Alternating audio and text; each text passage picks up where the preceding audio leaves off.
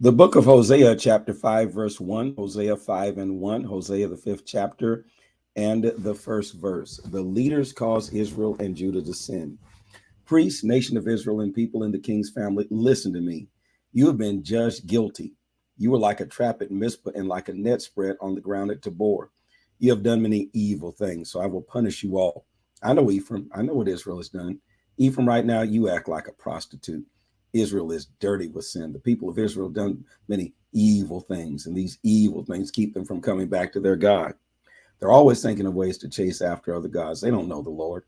Israel's pride is a witness against them, so Israel and Ephraim will stumble in their sin. But Judah also will stumble with them. The leaders of the people went to look for the Lord. They took their sheep and cattle with them, but they did not find the Lord because he refused to accept them. They've not been faithful to the Lord. Their children are from some stranger, and now he will destroy them and their land again. A prophecy of Israel's destruction. Blow the horn in Gibeah, blow the trumpet in Ramah, give the warning at Beth Aven. The enemy is behind you, Benjamin.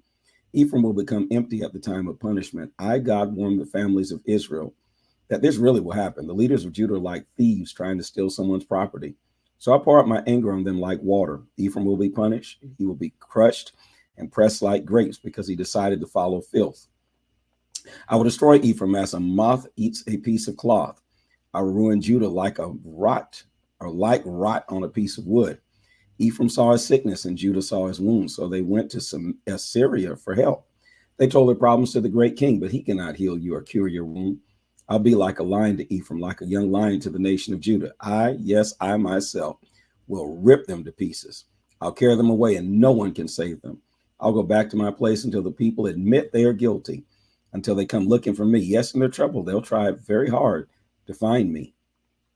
Hosea 6, the rewards of coming back to the Lord. Come, let us go back to the Lord. He hurt us, but he will heal us. He wounded us, but he will put bandages on us. After 2 days, he'll bring us back to life. He'll raise us up on the third day. Then we can live near him. Let's learn about the Lord. Let's try very hard to know him. We know he's coming, just as we know the dawn is coming. He will come to us like rain, like the spring rain that waters the ground. The people are not faithful. Ephraim, what should I do with you? Judah, what shall I do with you? Your faithfulness is like a morning mist. Your faithfulness is like dew that goes away early in the morning. I used the prophets and made laws for the people. The people were killed at my command. But good things will come from those decisions. This is because I want faithful love, not sacrifice. I want people to know God, not bring burnt offerings. But the people broke the agreement as Adam did. They were unfaithful to me in their country. Gilead is a city of people who do evil, people who have tricked and killed others. The priests are like gangs of robbers hiding and waiting on the road to attack someone. They murder people before they reach safety in Shechem. They do such evil things. I've seen a terrible thing in the nation of Israel. Ephraim was unfaithful to God. Israel is dirty with sin. Judah, there's also time to harvest for you. It will happen when I bring my people back from captivity. Hosea chapter 7. I will heal Israel. Then people will know that Ephraim sinned. They will know about Samaria's lies. They will know about the thieves who come and go in that town. They don't believe that I'll remember their crimes. The bad things they did are all around. I can see their sins clearly. Their evil makes their king happy. Their false gods please their leaders. A baker presses dough to make bread. He puts the bread in the oven. He does not make the fire hotter while the bread is rising, but the people of Israel are not like that. They're always making their fire hotter. On our King's Day, the leaders get so drunk they get sick. They become crazy with wine and make agreements with people who laugh at God. The people make their secret plans. Their hearts burn with excitement like an oven. Their excitement burns all night, and in the morning it's like a hot fire. They're all like hot ovens. They destroyed their rulers. All their kings fell. Not one of them called to me for help. Israel and the nations. Ephraim mixes with the nations. Ephraim is like a cake that was not cooked on both sides. Strangers destroy Ephraim's strength, but Ephraim does not know it. Gray hairs are also sprinkled on Ephraim, but Ephraim does not know it. Ephraim's pride speaks against him, and the people had many troubles, but they still didn't go back to the Lord their God. They didn't look to him for help. So Ephraim has become a silly dove without understanding. The people called to Egypt for help. They went to Assyria for help. They go to those countries for help, but I will trap them. I will throw my net over them, and I'll bring them down like the birds of the sky. I will punish them for their agreements. It will be very bad for those who left me. They refused to obey me. so they will be destroyed. I saved them, but they speak lies against me. They never call me from their hearts. Yes, they cry on their beds and they cut themselves when they ask for grain and new wine, but in their hearts, they have turned away from me. I trained them and made their arms strong, but they made evil plans against me. Like a boomerang, they changed directions, but they did not come back to me. Their leaders bragged about their strength, but they will be killed with swords, and the people in Egypt will laugh at them. Hosea chapter 8, idol worship leads to destruction. Put the trumpets to your lips and give the warning. Be like an eagle over the Lord's house. The Israelites have broken my agreement. They've not obeyed my law. They yell out at me, my God, we in Israel know you. But Israel refused the good things, so the enemy chases him. The Israelites chose their kings, but they didn't come to me for advice. They chose leaders, but they didn't choose men I knew. The Israelites used their silver and gold to make idols from themselves, so they will be destroyed. He's refused your calf, Samaria. God says, I'm very angry with the Israelites. The people of Israel will be punished for their sins. Some worker made those statues. They are not God. Samaria's calf will be broken into pieces. The Israelites did a foolish thing. It was like trying to plant the wind, but they will get only troubles. They will harvest a whirlwind. The grain in the fields will grow, but it will give no food. Even if it grew something, strangers would eat it. Israel was destroyed. Its people were scattered among the nations like some dish that was thrown away because no one wanted it. Ephraim went to his lovers like a stubborn donkey. They led him off to Assyria. Yes, Israel was taken to the nations, but I'll bring them back. But first, they must suffer a little by carrying the burden of that mighty king. Israel forgets God and worships idols. Ephraim built more and more altars, and that was a sin. They built altars for Ephraim. Even if I wrote 10,000 laws for Ephraim, he would treat them as if they were some stranger. The Israelites love sacrifices. They offer the meat and eat it. The Lord does not accept their sacrifices. He remembers their sins, and he will punish them. They will be carried away as prisoners to Egypt.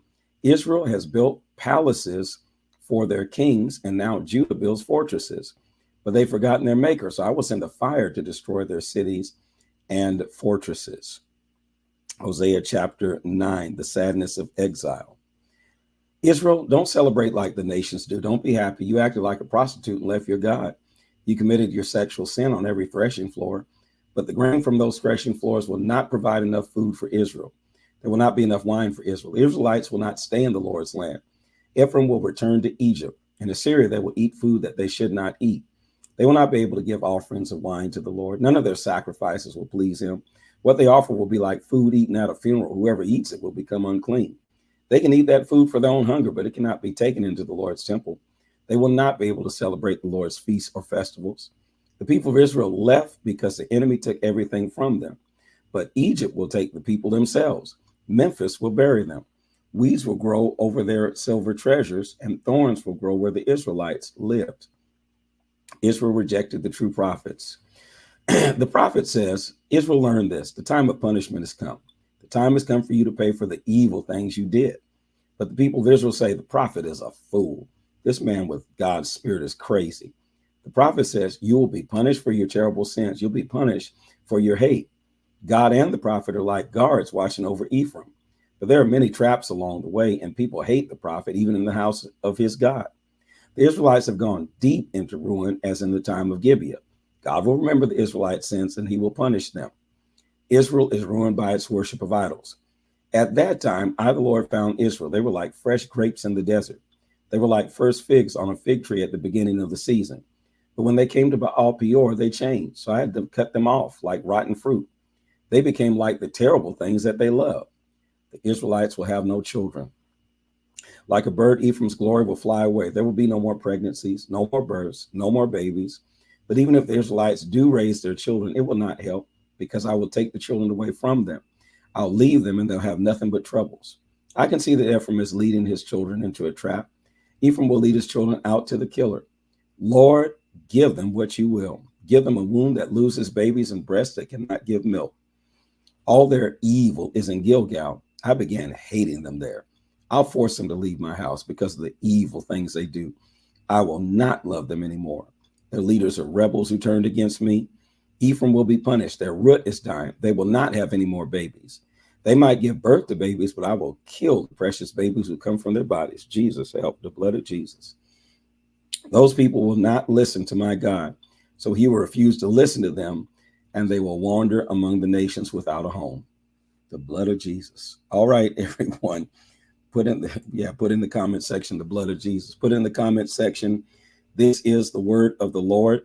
Follow, like, share, and subscribe. Encourage others to join in with us as we read through the Bible. Make sure you hit that arrow at the bottom of the screen and share this video. And also, please, please, please make sure you hit that like button as well. So do those two things. Hit the like button, hit the arrow button to share. 3 things. Also share with other people to join in with us as